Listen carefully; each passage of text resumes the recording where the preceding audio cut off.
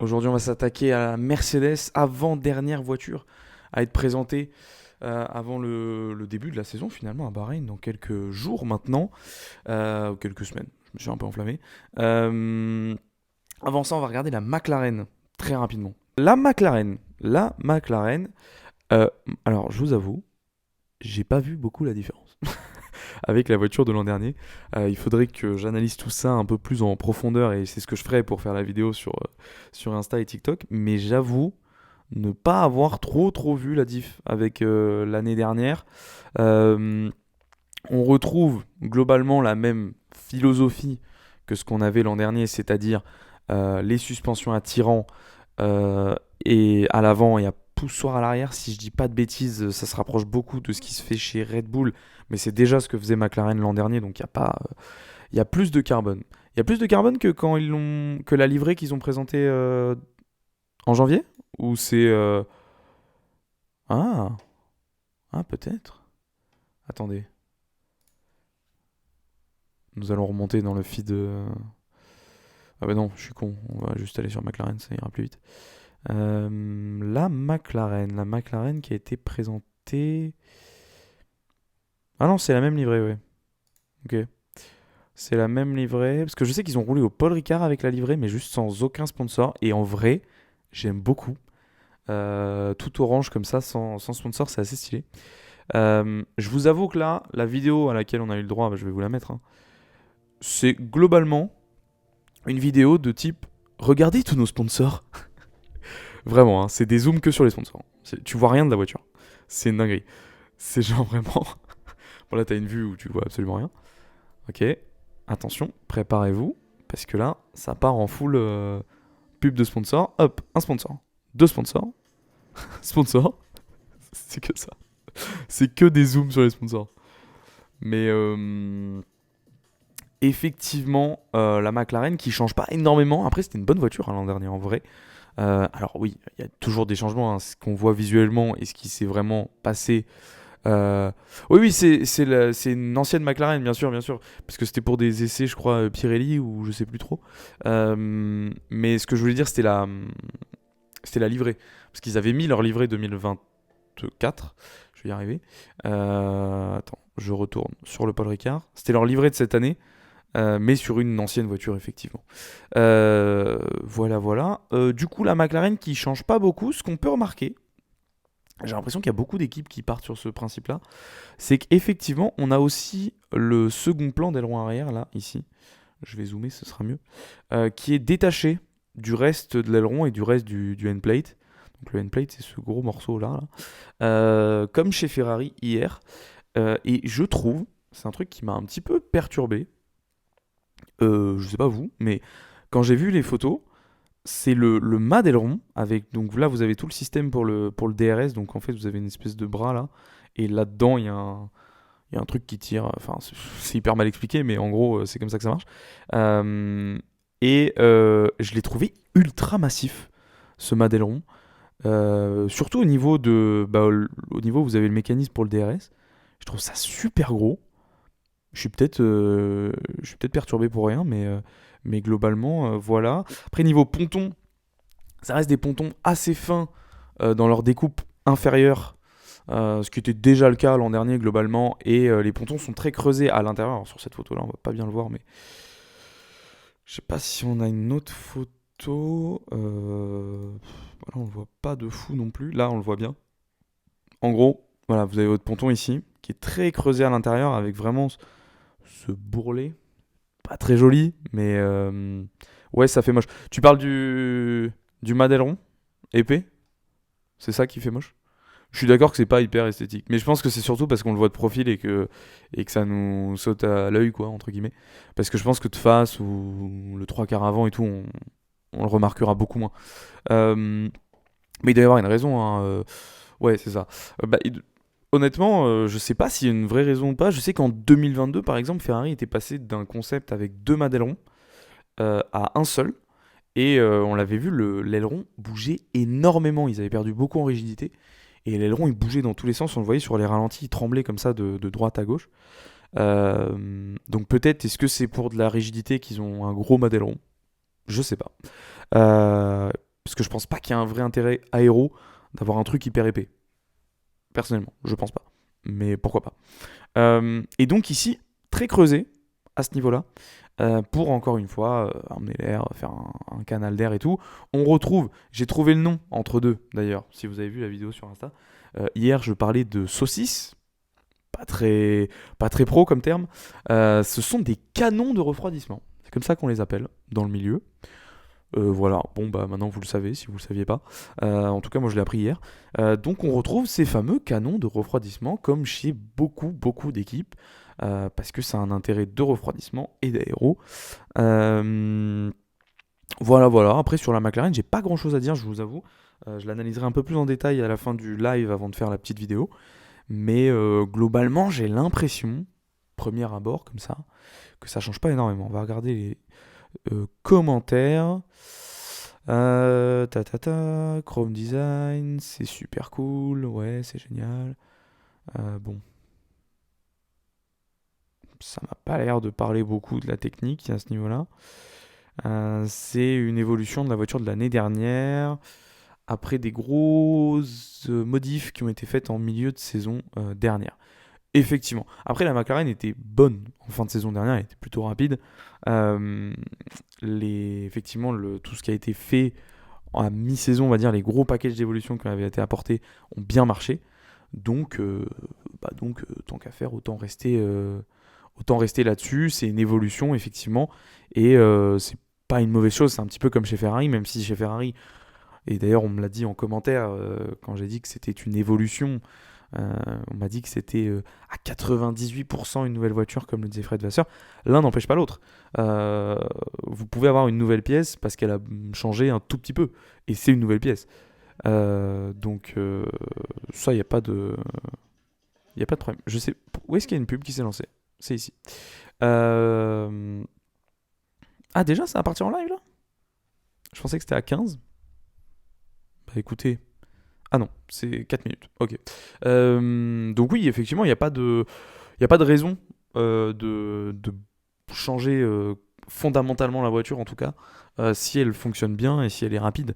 Après, ça n'empêche pas de changer des choses et effectivement de faire évoluer la voiture. Et votre voiture peut être à 98% nouvelle. C'est pas pour autant que vous n'êtes pas resté dans la même philosophie. Pardon. Et c'est ça que et c'est ça qu'a fait Ferrari, et c'est ça que fait aussi McLaren, et c'est aussi ce que va faire sûrement Red Bull, c'est rester dans cette philosophie-là, développer le concept.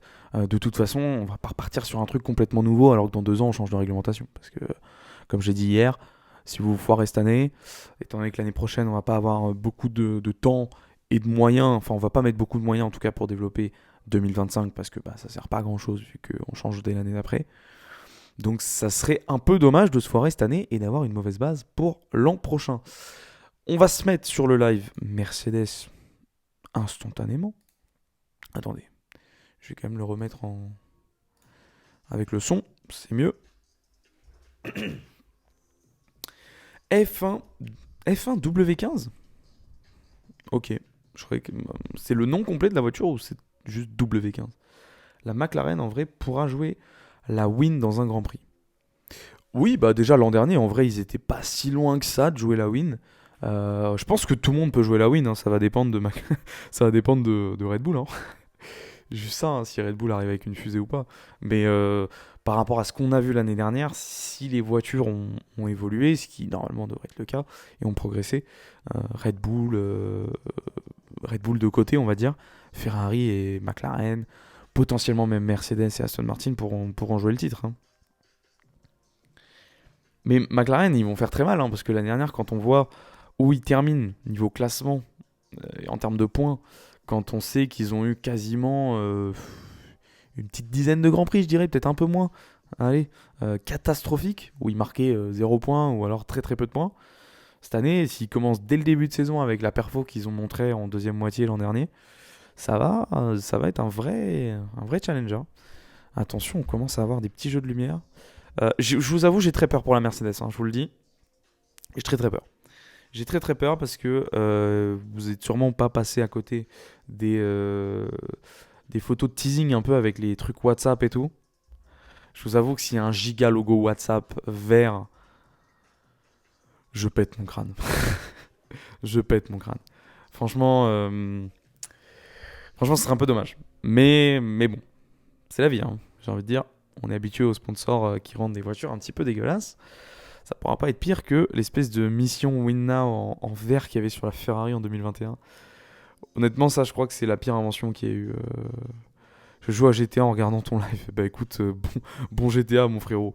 Bon GTA. Putain, ça fait longtemps que je peux jouer à GTA. Tu m'as donné envie là. Tu m'as donné envie direct. Ça va faire un live GTA juste après. Je rigole.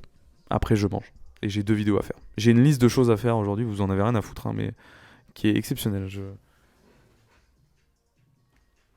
tellement de trucs à monter, à tourner et tout.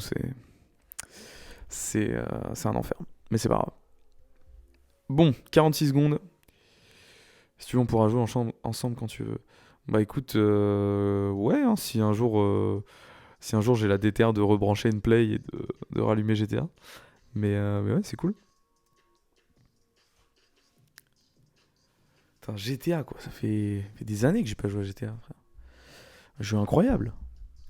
Moi j'en profite pour meubler un petit peu, hein, parce que on a encore 20 secondes à attendre. Non, moi c'est sur PC. Aïe aïe aïe aïe aïe. J'ai pas de PC, mon frérot. Je suis désolé. Mais GTA font du multiplateforme ou pas? En live. En online. Je suis pas sûr, hein. Je suis pas sûr. Ah non, moi c'est une bonne vieille Play 4, hein, frérot, hein. Depuis la sortie, on est là, hein. Bon. Ah bah dis. Oh, mais c'est quoi ces présentations? Oh, l'anti-climax de Zinzin. On en pense quoi de la livrée là? Du coup, espèce de petit fondu un peu sur le museau là avec les couleurs Petronas. Toi, tu kiffes la livrée du coup. Moi, je suis encore perturbé là. Parce que au milieu c'est argenté genre Mercedes. Non mais je crois que j'aime bien, mais juste je suis encore surpris là. Je m'attendais pas à ça en fait. Bon, il y a pas de vert, hein, en vrai. Il y a pas trop de WhatsApp dessus. Benef en vrai. Je sais même pas où est WhatsApp en fait. Mais on a envie d'en voir plus de la voiture là. Par contre, je sais pas vous, mais je trouve la présentation un peu nulle du coup. Il y aurait même pas eu un petit reveal en mode un peu. Genre même pas une petite bâche sur la voiture. Genre vraiment juste ça a cut. Boum. Voiture. Voiture et les 3 frérots derrière. Oui, c'est nul. Bah ouais, je trouve que c'est un peu con quoi. Bon, après, si on s'attarde un petit peu sur la technique, là, j'essaie de regarder un petit peu. Encore une fois, la découpe d'aileron, ça a l'air d'être un peu préparé que toutes les équipes. Il y a tout le monde qui est en train de séparer son second plan d'aileron. Les sidepods m'ont l'air assez similaires à ce qui se faisait l'an dernier, peut-être un petit peu plus creusé que ce qu'on avait chez Mercedes en 2023. Après, on voit pas beaucoup là. À chaque fois, ils nous montrent Toto en géant là. Ouais, mais j'ai l'impression que globalement, cette année, il y a beaucoup d'équipes qui ont choisi de faire des présentations un petit peu simples et se focus plutôt sur la perf qu'en faisant des grosses présentations un petit peu dans tous les sens et qu'au final, être nul sur la piste, quoi. C'est ça le truc. Tu fais une présentation de zinzin et puis t'arrives, t'es 12 et 15 sur la grille, bon, pas ouf. Tiens, j'essaie de regarder la voiture, mais les cuts sur la voiture, ils sont si courts les plans sur la voiture. Ouais, là, Toto qui était en train de parler un peu de la corrélation virtuelle réelle. Donc tous les problèmes qu'ils ont eu depuis 2022 entre ce qu'ils voyaient sur l'ordinateur en CFD, donc en conception aéro sur l'ordinateur. Et ah, c'est une question, je l'ai pas vue. Ah oui, bah je crois pas en vrai, hein. Enfin moi je l'ai pas vu non plus. Je suis comme toi. Je sais pas du tout s'il y a WhatsApp. On dirait pas. Il y a même pas sur les TeamKit. Donc je me dis que. Mais du coup je comprends pas tout le teasing. Si c'est pour qu'il y ait même pas un seul petit logo. Après on a vu que un côté. Enfin on a vu que globalement qu'une face de la voiture. Donc on n'a pas vu de face ou de dos. Donc peut-être qu'elle est à un autre endroit. Mais en vrai, pas l'impression. Peut-être sur le museau, là, derrière le gars, là, derrière le présentateur. Mais effectivement, oui, Toto qui était en train de parler du coup de la technique et de la corrélation qui a été mauvaise depuis 2022 entre ce qu'ils voyaient sur l'ordinateur, les ingénieurs, et ce qui se passait réellement sur la piste, qui était très différent. Et ça a été un petit peu ça a été compliqué à régler en général. Quand ça vous arrive, c'est très difficile parce que vous voyez des choses sur les ordinateurs, vous avez des chiffres, les ingénieurs ils ont des chiffres et les ingénieurs ils adorent les chiffres. Et ils sont très j'adore ton commentaire. Ils sont très focus sur les chiffres et globalement ils écoutent un peu que ça. C'est le problème qu'il y a eu entre Hamilton et ses ingénieurs. C'est que les ingénieurs ils étaient en mode frérot, les Aeropods, donc la Mercedes de 2022, donc sans les iPods, etc., tout le concept qui allait autour, c'est trop bien, tu vas voir, les chiffres sont clairs, c'est rapide. C'est juste il faut qu'on trouve comment faire marcher dans la vraie vie, mais les chiffres sont là.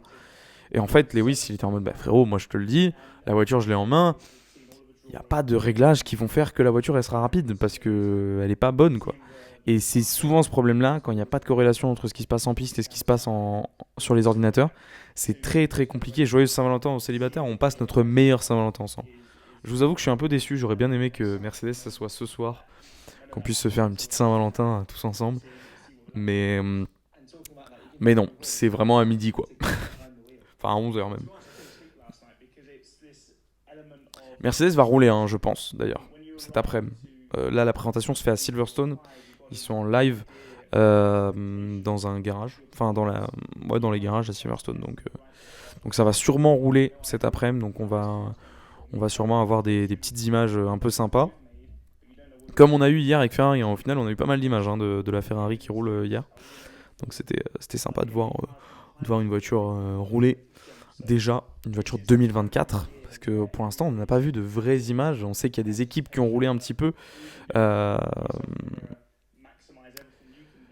Là, je pense pas qu'ils vont rouler avec la Red Bull. Je pense que Red Bull, ils ont roulé un peu avant-hier ou hier. Mais je pense pas qu'ils vont rouler aujourd'hui, hein. M'étonnerait qu'ils partagent la piste, je t'avoue. Surtout qu'ils vont faire des images promo et tout aujourd'hui, à mon avis. Donc, ça la fout un peu mal si sur l'image promo, t'as une Red Bull derrière. C'est tout. Je suis abattu. Lewis qui est en mode putain, je devrais encore rouler ça pendant un an. Ah, le frérot, il regardait la voiture. Oh là là, les gars. Putain, mais c'est dingue ces présentations, on voit pas les voitures quoi. Bon, McLaren, c'est fait. Mercedes maintenant. J'avais tout préparé hein, quand même. On est professionnel ici. Ok, la Mercedes. Oh, ok. Ah ok, j'aime bien. Ah ouais, j'aime bien. Je sais pas ce que vous en pensez, mais j'avoue, j'aime beaucoup. J'avoue, j'aime beaucoup, beaucoup. Là, la photo de face comme ça, en fait, on dirait trop un concept que tu vois sur Instagram. J'ai l'impression d'avoir déjà vu cette livrée quelque part. Et qui fade comme ça, enfin, en mode un peu dégradé dans les pontons. Non, en vrai, elle est magnifique. Elle est peut-être hyper lente, mais elle est magnifique. J'avoue. C'est une masterclass. Ouais, c'est une masterclass. En vrai de vrai, c'est une masterclass. Si j'étais très objectif, je dirais qu'elle est même plus stylée que la Ferrari. Mais vu que je suis pas objectif, la Ferrari est plus jolie. Ah, mais non, mais c'est beau. Ah, j'aime beaucoup. Bon, moi, il y a le Ineos rouge. Je suis toujours pas convaincu, hein. Il est là depuis 2020, je crois, mais 2020, 2021, je sais plus. Je suis toujours pas convaincu. Même avant, non Ineos. Pas de 2019, un truc comme ça. Bref. Depuis qu'il est là, en gros, je suis pas convaincu. Mais j'aime beaucoup. En plus, vous avez sur le capot moteur les grosses étoiles, un peu à la mode. Enfin, il l'avait déjà avant, mais en plus petit. Là, les étoiles sont plus grandes. Donc, on peut remarquer déjà. On va commencer notre petite analyse technique. Déjà, ici, là, découpe d'aileron avant, le endplate, enfin, pas le endplate, le endplate, c'est ça. Il est très simple d'ailleurs. Euh, le plan principal, pardon, d'aileron avant, il n'est pas rattaché au museau, mais surtout, il est un peu bombé comme ça. Je sais pas si vous voyez bien. Non, la Féfé, c'est de la merde à côté de Merco. Non, alors là, non. Ah non, non, non. Te laisse pas dire ça. Je suis pas objectif. Après, chacun ses goûts, hein, mais non, la Féfé est incroyable, par contre. Arrêtez, s'il vous plaît. Je veux pas être bully dans ce chat. Euh, Effectivement, donc la découpe ici, c'est la première fois que je vois ça. Aussi bombé comme ça, aussi creusé, pour laisser passer un maximum d'air en dessous là, du museau. C'est si je suis un fan de Merco. Ah oui, bah, si t'es un fan de la Merco ou t'es un fan de Merco? Parce que sinon, toi non plus, tu n'es pas objectif. Mais objectivement, je peux le dire, elle est incroyable. Euh, donc, effectivement, pour laisser passer de l'air en dessous, c'est la première fois que je vois ça. Ok, bah écoute, tu dois être content de voir cette magnifique voiture. Du coup, on n'a pas le museau qui vient se rattacher au plan principal. Ça, globalement, c'est quelque chose qu'on a pas mal perdu cette année. Il y a très peu de voitures, voire même aucune, si mes souvenirs sont bons, qui ont le museau qui vient s'accrocher sur le plan principal de l'aileron avant. Niveau sidepods et entrée d'air, déjà suspension rapidement, poussoir à l'avant. J'arrive pas bien à voir l'arrière, mais ça reste, à mon avis, l'année prochaine, je serai tifosi. Ah, tu n'es donc pas fan Mercedes, tu es fan Lewis Hamilton, tu es la team LH44. C'est ça, c'est ça que tu es en train de me dire là. Du coup, sidepods. Sidepods, ce qui est intéressant, oui, bah oui, je t'avais démasqué. Euh, Sidepods, ce qui est intéressant, c'est la découpe de l'entrée d'air. Et ça, il y a deux équipes pour l'instant qui ont un design un peu similaire. C'est Alpine et Ferrari. Alors, dans le dessin de l'extérieur, non. Mais dans la philosophie, c'est une sorte d'entrée d'air en L. C'est-à-dire que pour découper le sidepod un maximum en dessous, ici. Parce que ici, on a envie de créer de la dépression. Donc du coup, ce qu'on fait, c'est qu'on a beaucoup de place ici pour l'air. Et on va venir l'enfermer ici. Du coup, on accélère le flux d'air. Parce qu'en fait, il y a beaucoup d'air. D'un coup, il n'y en a plus beaucoup. Puis après, il y en a beaucoup. Du coup, ça comprime l'air à cet endroit-là et ça l'accélère. Voilà. Elle est incroyable cette année, mais la Merco est plus belle. En vrai, si j'étais objectif, je te dis, la Merco est plus belle. Mais je le suis pas. Bref, donc ici, on a envie de découper un maximum pour faire l'effet que je viens de vous dire. Sauf que bah, après, il nous manque un petit peu d'entrée d'air pour refroidir le moteur, parce que c'est quand même important. On rappelle, ici, vous avez les radiateurs, etc. Donc, on a besoin de faire rentrer de l'air. Donc, on a une entrée très fine en haut, mais la technique, c'est de venir l'ouvrir vers l'intérieur. Et là, c'est ce qu'on remarque un petit peu, c'est que ça rentre vers l'intérieur. En fait, on a une découpe qui redescend. Donc, on a une sorte d'entrée en L, entre guillemets, c'est un peu imagé, mais voilà. Pour faire entrer un petit peu plus d'air. Je pense qu'il doit y avoir aussi un impact aéro. Elle est où l'étoile pour l'Oda? Je crois qu'elle est là. Hein. Non? Ou alors c'est le... Non, je crois que c'est l'étoile. Hein. Attendez. Je vais aller trouver ta réponse. En fait, ça, je sais pas si c'est ça ou si c'est le... Non, ça doit être l'étoile. Hein. Ça doit être l'étoile pour Niki Loda. Je reviens à mes moutons. Donc ça, c'est Mercedes. Je vais vous montrer maintenant Ferrari. Ferrari. C'est la vidéo. J'ai cliqué sur la vidéo, j'ai bugué la page en plus. C'est terrible. Attendez, on va venir par là. Voilà. Médias. Vous inquiétez pas, la solution de secours est toute trouvée. La Ferrari. Est-ce qu'on va avoir une belle photo? C'est pas incroyable. Tac. Putain, on n'a pas une photo qui nous montre. Bon, ok. Ici, chez Ferrari, le concept est un petit peu différent, mais on retrouve un peu la même philosophie. On a une entrée d'air, qui est un petit peu plus grosse d'ailleurs que chez Mercedes, mais on a aussi cette entrée ici, qui ressort par là, comme l'an dernier avec ce fameux S-Duct dans la voiture. Enfin, remarque, vous savez quoi? Je sais même pas si ça, c'est vraiment la sortie de ça, ou si c'est juste l'air, il passe là, comme ça. En fait, il nous faudrait un plan où on la voit plus de face. Attendez. Je vais essayer de trouver ça. Ah non. Ok. Du coup, ça, c'est vraiment juste... Ok, donc ça, du coup, c'est vraiment une full entrée d'air. Voilà. Il n'y a pas de... Il n'y a pas de délire de S-Duct comme l'an dernier. Je m'étais trompé hier, du coup. Je me corrige. Donc, on a aussi l'entrée en L, un peu comme on retrouve chez Mercedes. Et enfin, si nous allons maintenant du côté de chez Alpine, Média. Alors là, on a des F2 en balle. Ça va être que des zooms pour les sponsors. L'Alpine. Est-ce qu'on va avoir un plan où on va bien voir? Malheureusement, j'ai peur que non. Parce que là, le problème, c'est que sur les photos de presse, on voit que dalle. Oh putain, on va rien voir. Attends, on va tenter de se le voir ici. Bon, c'est un peu pas trop bien exposé en termes de lumière, mais le délire, c'est le même. C'est quoi les ailerons sur le halo de Ferrari? On va y revenir. Attends. Et ici, on remarque, comme chez Mercedes et Ferrari, donc, une ouverture. Alors là, pour le coup, qui est vraiment en L. En fait, vous avez l'entrée d'air ici, qui en fait se prolonge ici, vient se développer le long de la coque, le long de la monocoque, pour donc permettre à la fois une grande découpe ici pour générer notre flux d'air et tout comme on veut, mais aussi pour quand même un petit peu refroidir le moteur. Voilà. C'était ma petite observation chez Mercedes. On retrouve un peu le même délire, même si à chaque fois c'est interprété et réalisé de manière différente. C'est un petit peu la même chose. Ferrari.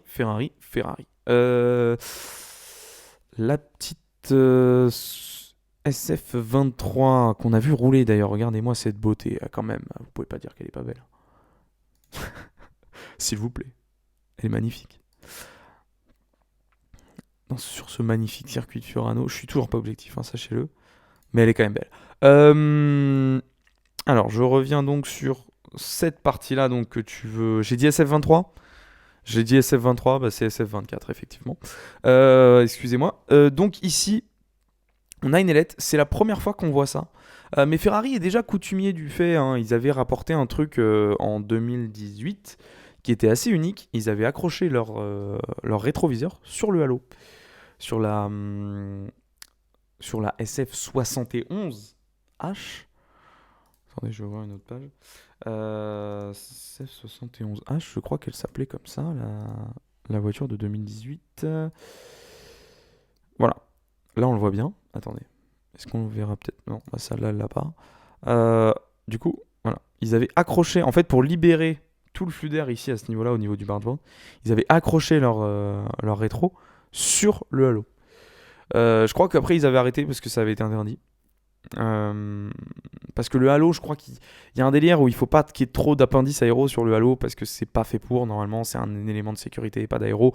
Même si au final, les équipes ont développé en 2000, dans ces années-là les petites ailettes. Mais peut-être que maintenant c'est interdit, remarque. Mais effectivement, il y avait cette petite ailette souvent sur les halos à cette époque. Et Ferrari l'avait accroché sur le halo. Donc Ferrari, ils ont l'habitude déjà de jouer un petit peu avec le halo. Cette fois-ci, c'est effectivement cette espèce d'ailette en deux parties qui vient le long du halo. On sait que le halo, globalement, c'est beaucoup de perturbations aéro. Le halo, pour la perfo d'une voiture, c'est terrible, hein, parce que c'est beaucoup de poids. Enfin, beaucoup de poids. Je m'entends, c'est en titane et tout, donc ça reste assez léger par rapport à sa résistance, mais ça reste du poids en hauteur. Donc pour une Formule 1, c'est vraiment, enfin pour n'importe quelle voiture, et a fortiori une voiture de course et une Formule 1, c'est catastrophique, parce que vous rajoutez du poids en hauteur pour le centre de gravité, c'est un enfer. Et en plus de ça, bon, vous vous rendez compte par la forme que niveau aéro, c'est pas une dinguerie. Donc les équipes essayent, depuis l'introduction du halo, de le contourner et de jouer avec pour à la fois gagner de la performance et surtout essayer d'effacer, de masquer le plus possible l'effet négatif du halo.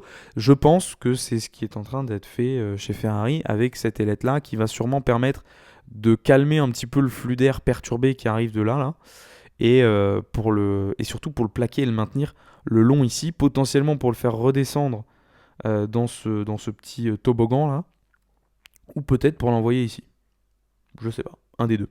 Mais en tout cas, la fin du halo, vous avez cette petite ailette là des deux côtés où vous avez le logo AWS qui permet sûrement de canaliser le flux d'air et de l'envoyer tout droit le long ici des fameux canons de refroidissement là, pour l'envoyer directement, parce que les canons de refroidissement, si on regarde bien, ils arrivent direct sur la beamwing derrière. Donc la beamwing elle est là. Enfin, on envoie une partie en tout cas de la beamwing. Donc potentiellement, c'est pour conserver l'air à cet endroit-là, le maintenir le long du capot moteur ici, et le faire redescendre là le long du 55, boum boum, sur, sur la Wing. Bref, ça c'était pour l'analyse Ferrari. Mercedes, pour l'instant, on n'a pas trop d'images à se mettre sous la dent. Je vais refresh. Est-ce qu'on a plus d'images? Absolument pas. Mais effectivement, on remarque une petite évolution. J'ai l'impression que les pontons sont plus creusés que l'an dernier. On a encore une fois ces canons de refroidissement qui sont hyper gros là pour le coup. C'est très large au début là, à cet endroit-là. C'est très large. Voilà. On a aussi le plan secondaire d'aileron, ça on l'a vu tout à l'heure pendant la présentation, qui est effectivement désolidarisé du reste de l'aileron arrière. Donc ça aussi c'est encore une fois une nouveauté. J'ai hâte de voir comment le DRS va fonctionner. Alors est-ce qu'il va s'ouvrir au niveau des bandes bleues là, du Petronas et du coup cette partie-là rester fixe ou pas, je sais pas. Ici, vous avez petite découpe qui remonte pas mal. Encore une fois, l'objectif là, à cet endroit-là, c'est à la fois de garder le flux d'air qui est au-dessus pour le faire remonter là à la sortie du diffuseur, et à la fois de créer des espèces de tourbillons d'air. Pourquoi? Parce que si vous créez des petits tourbillons, des petits vortex ici, vous fermez de manière virtuelle, entre guillemets, enfin, comment expliquer? Vous créez des sortes de jupes latérales avec l'air. Si je peux m'expliquer, dans les années 70, quand l'effet de sol est arrivé, si je mets jupe F1, ils vont comprendre. Oui, ils vont comprendre. Donc on avait l'effet de sol qui fonctionnait exactement comme aujourd'hui en Formule 1, c'est-à-dire que vous avez une aile d'avion inversée sous la voiture. Voilà. L'air s'engouffre ici, il y a une dépression à cet endroit-là, il s'accélère là, ça fait un effet de succion vers le sol, ça colle la voiture au sol, ça aspire la voiture au sol. Ok. Et donc, l'air, il est enfermé là-dedans. Sauf que plus vous l'enfermez, justement à cet endroit-là, plus la dépression est forte à cet endroit-là, et plus du coup, votre effet de sol fonctionne et la voiture est aspirée vers le sol. Je vais m'étouffer, je vais crever. Donc du coup, les équipes à cette époque, elles ont inventé un truc, les jupes latérales. Ces espèces de morceaux, je ne sais même pas si c'était en plastique, je sais pas, qu'on descendait. Non, je pense que ça devait être peut-être en alu, en carbone, j'en sais rien. Mais cette partie blanche là que vous voyez sous la bande de sponsor, en fait, on les descendait pour venir justement. En fait, il n'y avait plus d'espace. C'était complètement bloqué entre le sol et la jupe. C'était entièrement bloqué. Donc là, l'air, pour le coup, il pouvait aller nulle part. La dépression était encore plus forte et donc l'effet de sol était plus important et les voitures étaient littéralement plaquées au sol. On a fini par interdire ça et globalement par interdire l'effet de sol dans sa globalité. Mais d'abord, je crois que les jupes latérales avaient été interdites avant. Pourquoi? Parce que c'est hyper dangereux. Étant donné que la voiture est collée au sol, enfin que tout est collé et que le grip il est maximal, s'il y a un petit caillou, une petite bosse, un petit truc qui fait que la jupe se décolle très légèrement du sol et que d'un coup l'air il peut passer, du coup la dépression elle n'est pas annulée mais elle est grandement réduite, et d'un coup la voiture décroche. Ça vous arrive en général en plein milieu d'un virage, sachant qu'à l'époque les circuits étaient ultra bosselés, donc ça pouvait facilement arriver pour le coup, et vous décédez. Parce qu'à l'époque, voilà, les Formule 1, globalement vos pieds sont là. Hein. Voilà. Les pieds sont là, le museau, bon, c'est une plaque d'alu, donc voilà. Bah tu fais comme Brabham, tu mets un ventilo. La vidéo est en montage. Pour Instagram, restez connectés. Mais effectivement, Brabham, je vous le spoil ici parce que vous êtes présent sur le live, ça fait plaisir. Brabham s'est dit, mais Brabham, le problème était un petit peu différent. Brabham, le problème qu'ils avaient, c'est que à l'arrière de la voiture, vous aviez un flat 12. Donc un flat 12, c'est un 12 cylindres à plat. Donc tu as 6 cylindres de chaque côté comme ça qui sont à plat. Ça prend beaucoup de place en largeur. Et le problème, c'est qu'à l'époque, la Lotus, qui avait initié cet effet de sol, ils avaient un V8. Donc un V8, c'est 4 cylindres en V comme ça. Donc ça prend moins de place qu'un flat 12. Ça, c'est sûr et certain. Et donc, à l'arrière, c'est incroyable de décéder comme ça. À l'arrière de la Brabham, vous aviez beaucoup moins de place pour générer cet effet de sol. En fait, là, globalement, c'était plus fin parce que, oui, t'inquiète, je connais, je suis en école de mécanique. Ah frérot, bienvenue, tu dois t'y connaître bien mieux que moi alors. Et du coup, forcément, Brabham, ils se sont dit, Gordon Murray à l'époque, hein, qui a développé aussi la McLaren F1 et la toute dernière voiture de route, la T50, s'est dit, ok, OSEF, je mets un giga ventilo à l'arrière, ça aspire, et du coup, on crée plus d'effet de sol, puisque littéralement, on aspire. Genre, c'est un Dyson, le bordel, hein, vraiment. Sauf que ça, c'est interdit. Et donc, Gordon Murray a fait passer ça pour du refroidissement. Et comme ça passe. Voilà. C'est-à-dire qu'officiellement, le ventilateur servait au moins à 50% au refroidissement du moteur, c'est-à-dire qu'il évacuait l'air chaud. Et voilà. Sauf que, bien entendu, c'était ultra perfo. La voiture est arrivée en Suède, elle a tapé tout le monde. Niki Lauda gagne la course avec 34 secondes d'avance. Résultat, toutes les autres équipes, elles sont en mode, les frérots, on va arrêter, hein. Donc gros lobbying de la part des autres équipes. Au final, Brabham décide de retirer la voiture juste après le Grand Prix de Suède. Donc la voiture n'aura fait qu'une course en Suède qu'elle aura gagnée, ce qui fait d'elle la seule voiture de l'histoire de la Formule 1 avec un ratio de victoire de 100%. Voilà, pour la petite anecdote, Verstappen en sueur. Et,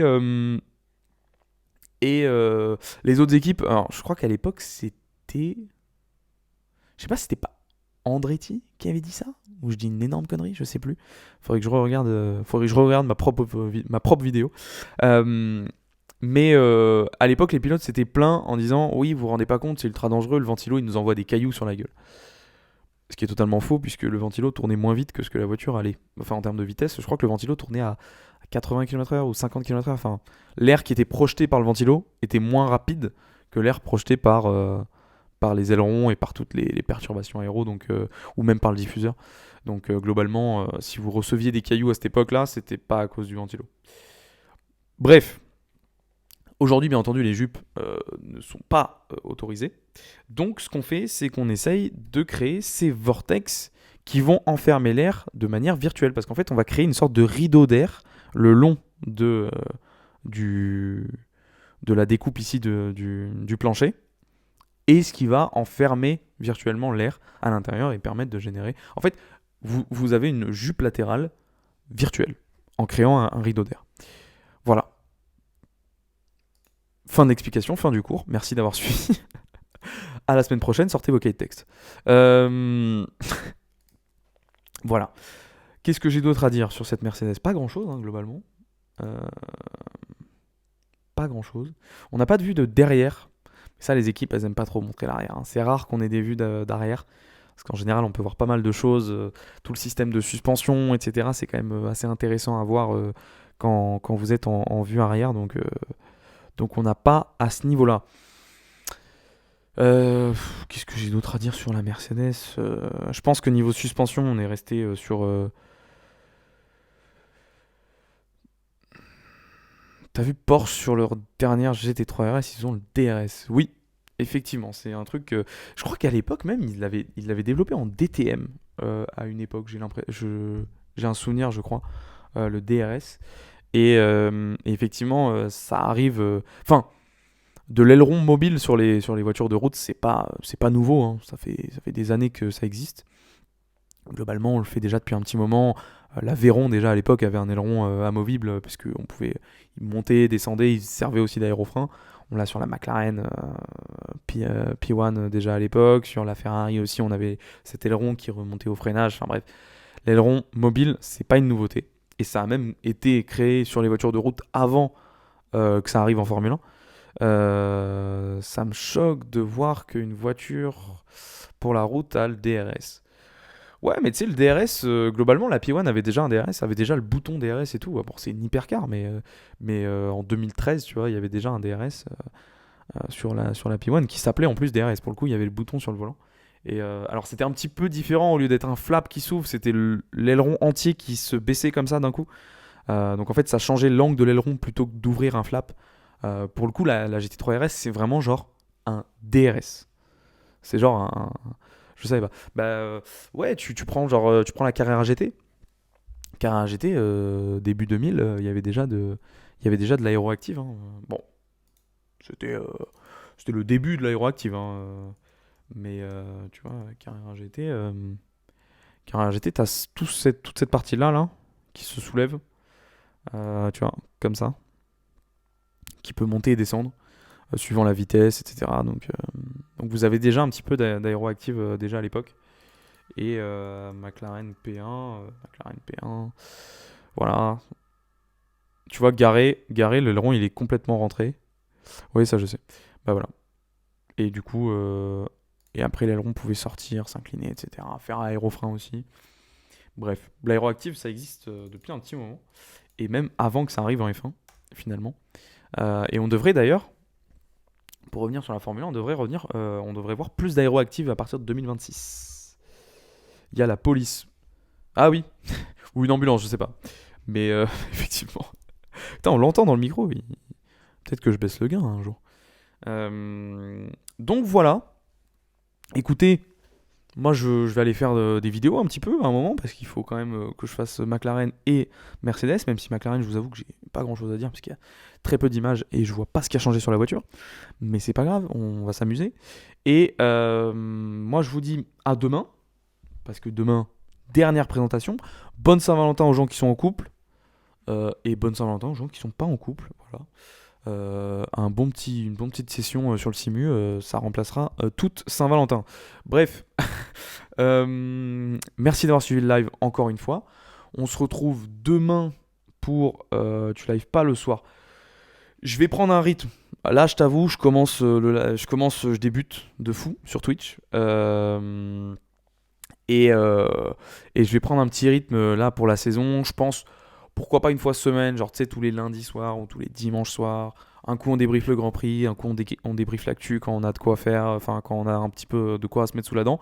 Mais je vais prendre un rythme à partir du début de saison. Là pour l'instant c'est un petit peu en freestyle parce que c'est vachement lié aux horaires décidés par les équipes pour les présentations. Mais on va prendre un petit rythme, ne t'inquiète pas. Bref, merci à tous d'avoir été là pour ce petit live. À tous ceux qui sont passés aussi, ils sont plus là, mais coucou à vous. Et nous, on se retrouve demain pour Red Bull, vous verrez, ça sera super. Globalement, ce sera la voiture de l'année dernière. Niveau livré, ne vous attendez à rien, vous serez déçus. Mais voilà, je vous fais des bisous et à demain.